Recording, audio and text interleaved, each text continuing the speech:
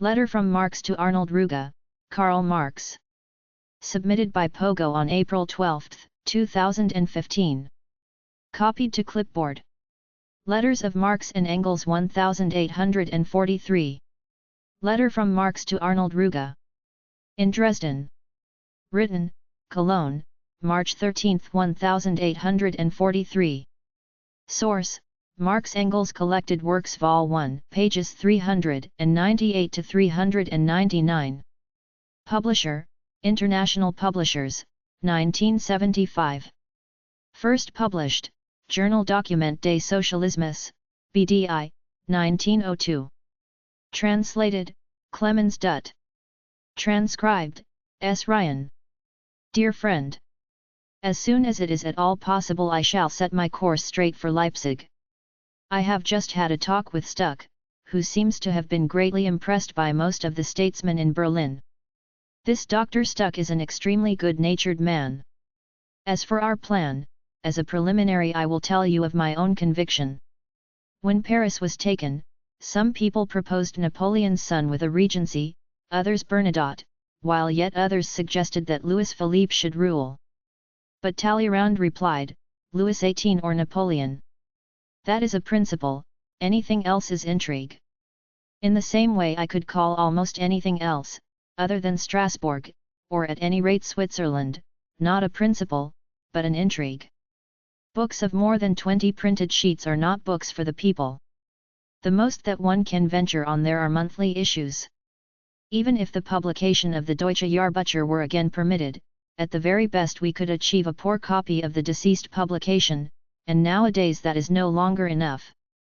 On the other hand, Deutsch-Französisch Jahrbucher, that would be a principle, an event of consequence, an undertaking over which one can be enthusiastic. It goes without saying that I am only expressing my own unauthoritative opinion, and for the rest submit myself to the eternal powers of fate. Finally, newspaper affairs compel me to close. Let me tell you also about my personal plans. As soon as we had concluded the contract, I would travel to Kreuznach, marry, and spend a month or more there at the home of my wife's mother, so that before starting work we should have at any rate a few articles ready. The more so since I could, if necessary, spend a few weeks in Dresden, for all the preliminaries, the announcement of the marriage, etc., take considerable time. I can assure you, without the slightest romanticism, that I am head over heels in love, and indeed in the most serious way. I have been engaged for more than 7 years, and for my sake my fiancée has fought the most violent battles, which almost undermined her health, partly against her pietistic aristocratic relatives, for whom the Lord in heaven and the Lord in Berlin are equally objects of religious cult, and partly against my own family, in which some priests and other enemies of mine have ensconced themselves. For years, therefore, my fiancé and I have been engaged in more unnecessary and exhausting conflicts than many who are 3 times our age and continually talk of their life experience, the favorite phrase of our just milieu. Apropos, we have received an anonymous reply to Prutz's report against the new Tübingen Jahrbucher. I recognized Schwegler by the handwriting. You are described as an overexcited agitator, Feuerbach as a frivolous mocker, and Bauer as a man of wholly uncritical mind. The Swabians. The Swabians. That will be a fine concoction.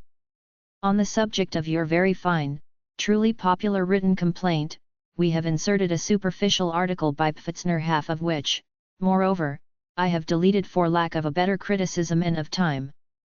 PP does not go sufficiently deep into the matter, and the little capers he cuts tend to turn him into a laughing-stock instead of making his enemy ridiculous. Yours, Marx. I have arranged for the books for Fleischer. Your correspondence published at the beginning is interesting. Bauer on Ammon is delightful. The Sorrows and Joys of the Theological Mind seems to me a not very successful rendering of the section of the Phenomenology, the Unfortunate Consciousness.